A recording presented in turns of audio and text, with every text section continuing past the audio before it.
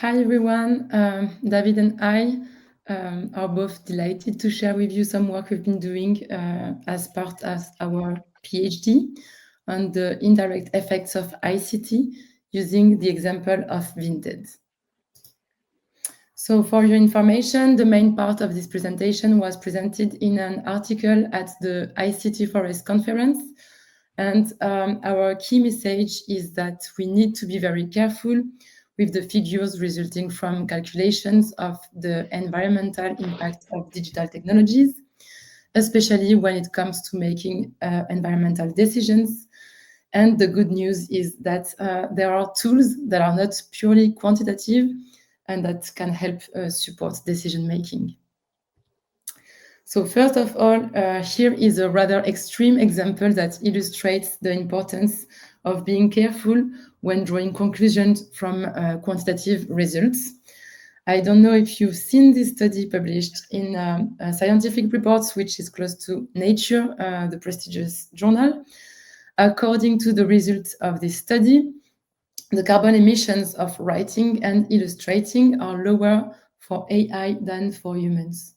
So this explicitly suggests that if I'm a company that needs to have a writing or illustration task done, the best decision from an environmental point of view is to use generative AI rather than a freelancer, which is, of course, totally wrong because the calculations behind these results make absurd assumptions. Not to mention the fact that carbon is not the only criterion for making environmental decisions. So why are those assumptions totally wrong and absurd? Well, in order to assess the consequences of such a decision, you have to adopt a so-called consequential approach. That is to estimate the difference between the social and environmental impacts of a scenario in which we hire a freelancer and a scenario in which we use an AI. However, to point out just one problem with this study, it assumes that in the scenario where an AI is used, the impact of a human is avoided. And yet, in principle, there will be no fewer people on the planet, even if no one does the task. In fact, if we use the results of this study to make decisions, then we are assuming a world in which people who don't work are killed. So that's quite shocking, I think. And yes, this example illustrates the need to be careful with quantitative results without context, even when published by trusted sources. So it's a rather caricatural case, but you'll see later that it applies to other contexts, even when using serious methodology such as avoided emissions frameworks.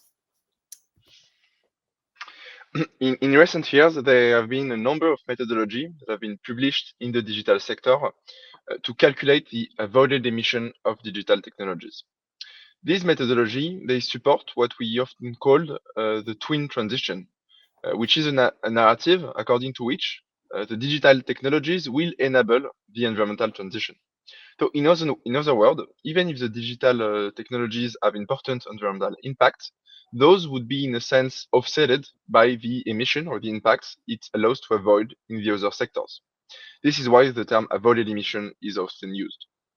And in order to study the relevance of this method to help the environmental transition, we have conducted a literature review of 10 main methods, such as maybe someone knows the ITU 1480, Empreinte Projet from ADEME, or the NZI from Carbon 4. In particular, we also studied the application of one of these methods to the Vinted use cases. So Vinted is a leading clothing resale platform, which operates mainly in Europe, and they have published a report in 2021 that states that on average, each transaction on the Vinted platform had avoided 1.8 kilogram CO2 equivalent. What's really behind this figure, the 1.8 kilogram CO2 equivalent avoided? Well, at first, there are what we call the direct effect.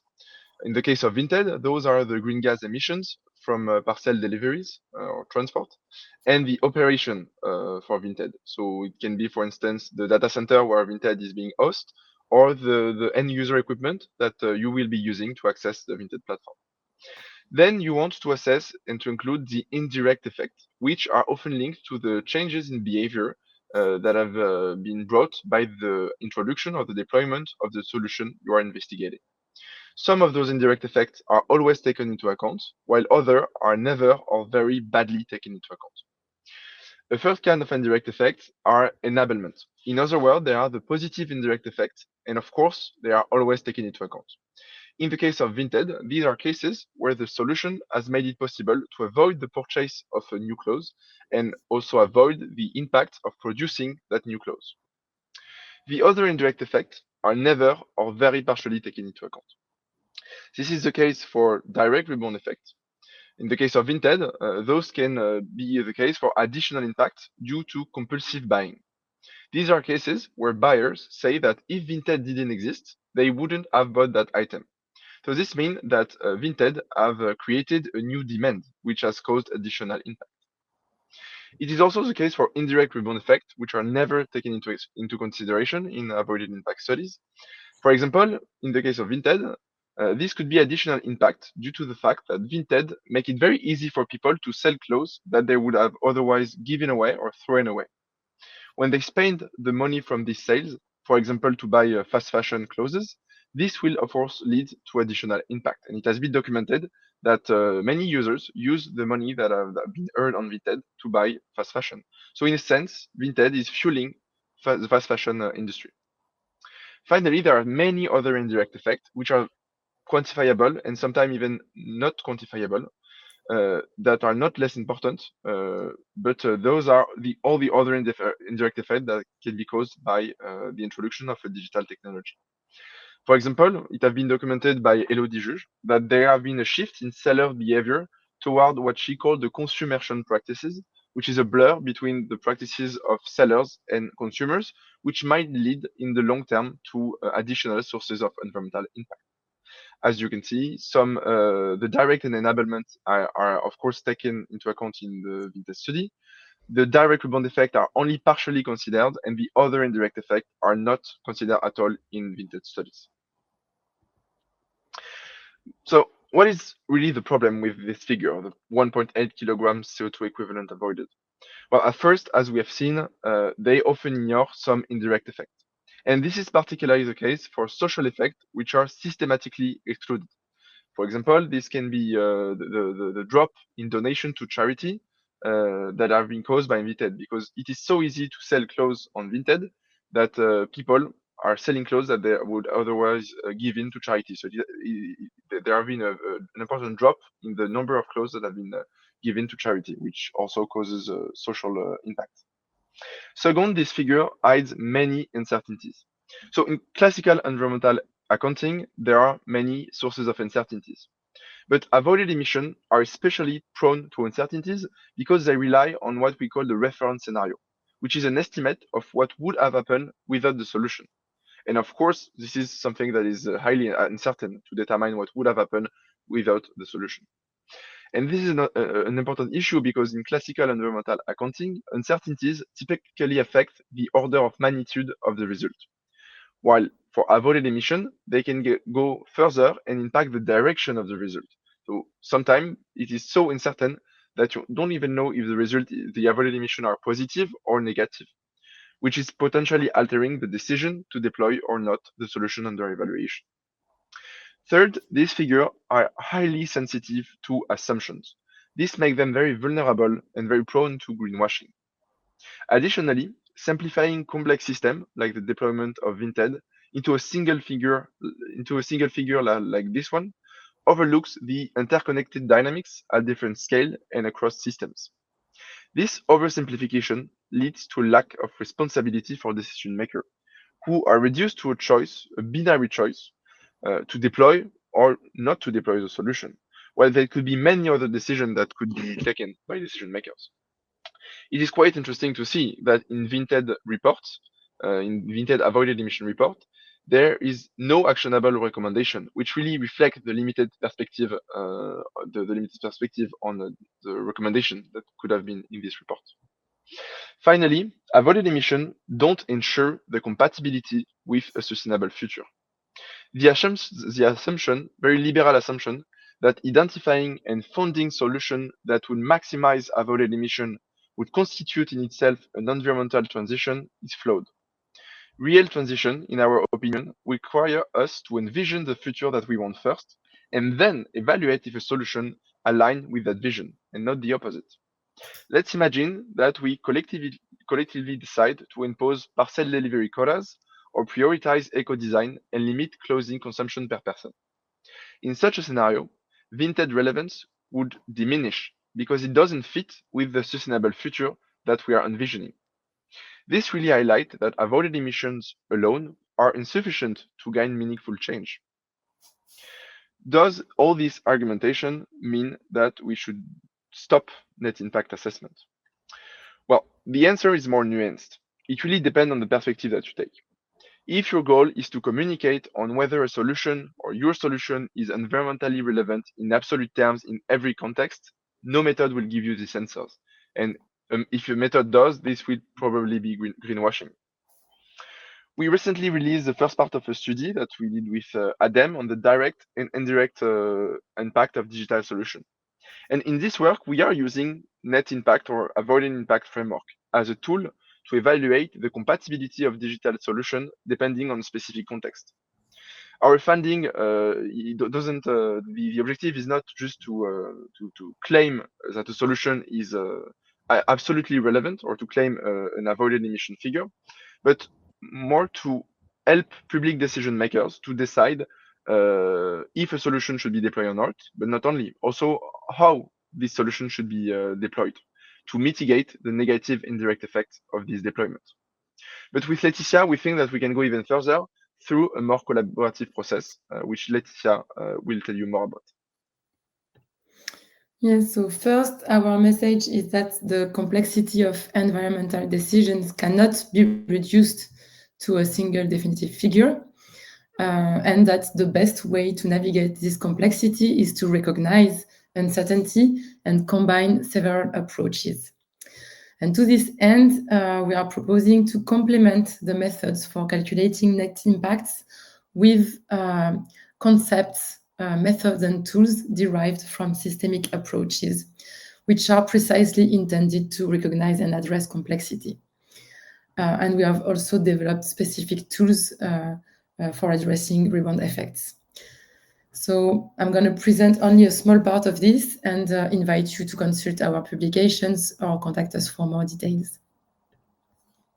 So back to the case of Vinted, imagine that you are a new product owner or a decision maker at Vinted, and that the Vinted's new strategy is no longer based solely on profit, but on having the best possible socio-environmental impact while remaining viable.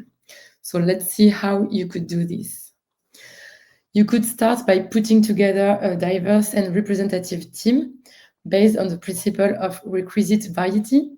So if this team includes people with different perspectives, such as researchers and citizens or associations, this can help to reduce blind spots and to improve the robustness against misuse or bias. With this team, you could use a causal loop diagram or another diagram close to this formalism to collectively build a common representation of these effects, their interactions, and their social and environmental impacts. So this representation can help identify levers for action to limit rebound effects. And these levels of intervention may concern different levels, such as the design of the platform itself or the service, but also the rules of use, the business model, or even partnerships with other players. However, this does not make it possible to understand the magnitude of these effects or to compare different intervention strategies. To this end, you could conduct a quantitative survey if you don't have already the data, or the Vinted survey.